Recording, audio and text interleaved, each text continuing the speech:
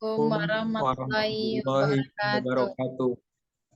Di sini saya Marisa Hardi dengan NIM 32222601. Dan saya Imam Fauzi Rahman dengan NIM 3222617. Kami akan menjelaskan studi kasus penggunaan matriks pada sistem kriptografi.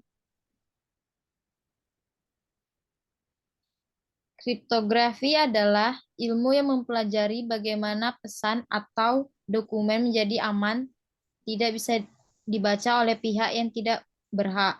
Kriptografi adalah ilmu yang mempelajari bagaimana pesan atau dokumen menjadi aman, tidak bisa dibaca oleh pihak yang tidak berhak.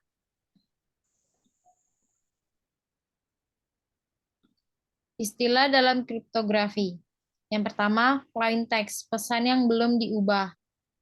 Yang kedua, enskripsi, proses perubahan plain text menjadi ciphertext. Yang ketiga, deskripsi, mengembalikan pesan yang terenkripsi ke bentuk awal, mengubah ciphertext menjadi plain text. Yang keempat, ciphertext, pesan transkripsi atau tersandi. Yang kelima, kunci suatu bilangan yang dirahasiakan yang digunakan dalam proses enskripsi dan deskripsi.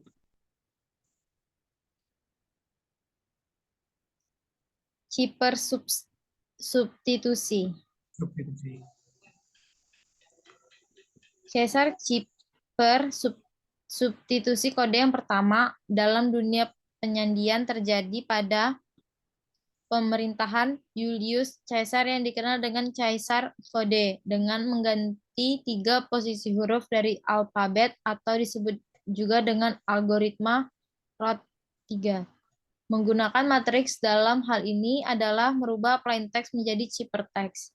Matriks yang digunakan ialah matriks yang berorde 2x26. Ini merupakan contoh dari Caesar cipher.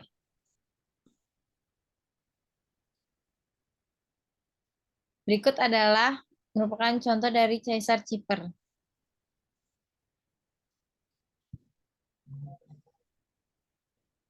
Next.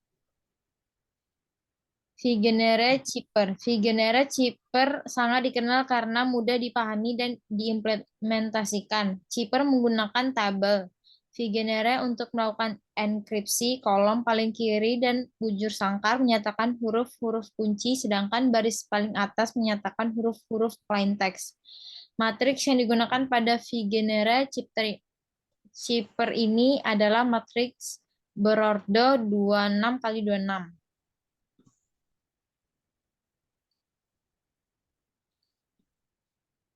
Oke, next. Berikut adalah contoh penggunaan dari Caesar cipher.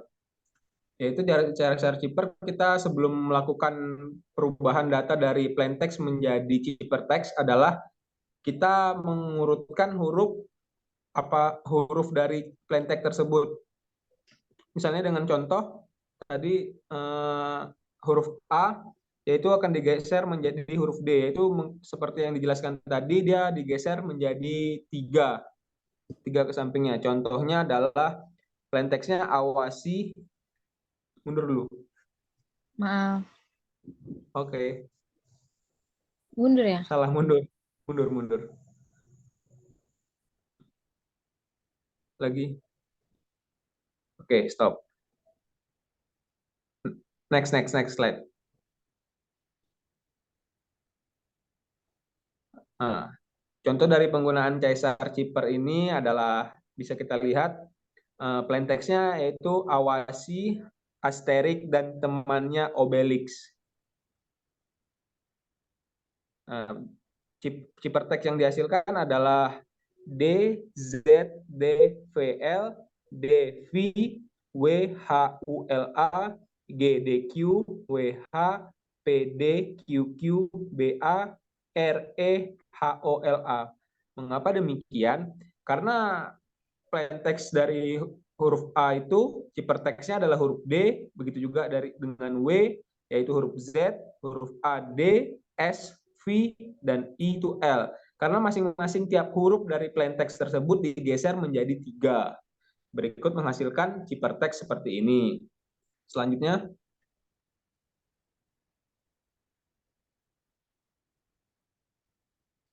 di minimize sedikit, terlalu zoom.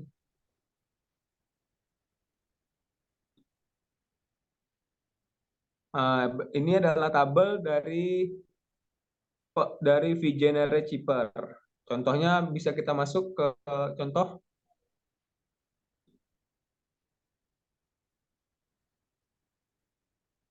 Di minimize, dikecilin sedikit, tolong. Terlalu besar, di HP nggak muat. Oh, oke.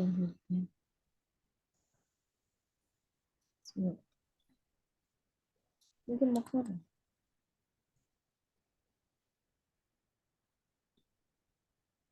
Lagi, masih besar. Wait. Dia nggak mau keluar.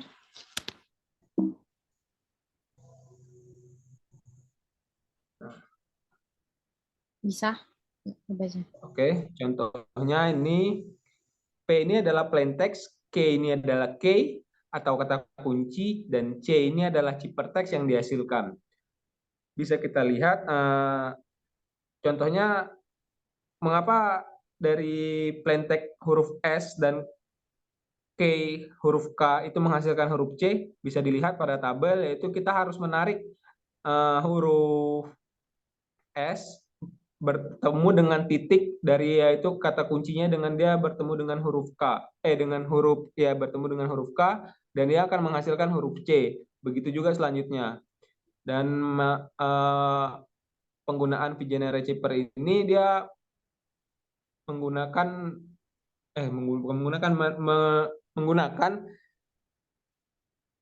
contohnya seperti tadi. Kita bisa lihat ke tabel, balik ke tabel dulu tolong, tabel vGenere. Yaitu di mana huruf P bertemu dengan huruf K. Huruf P di atas bertemu dengan huruf K yang di K di sebelah sini. Lalu setelah ditarik itu akan menghasilkan huruf C. Begitu juga seterusnya. Oke, next.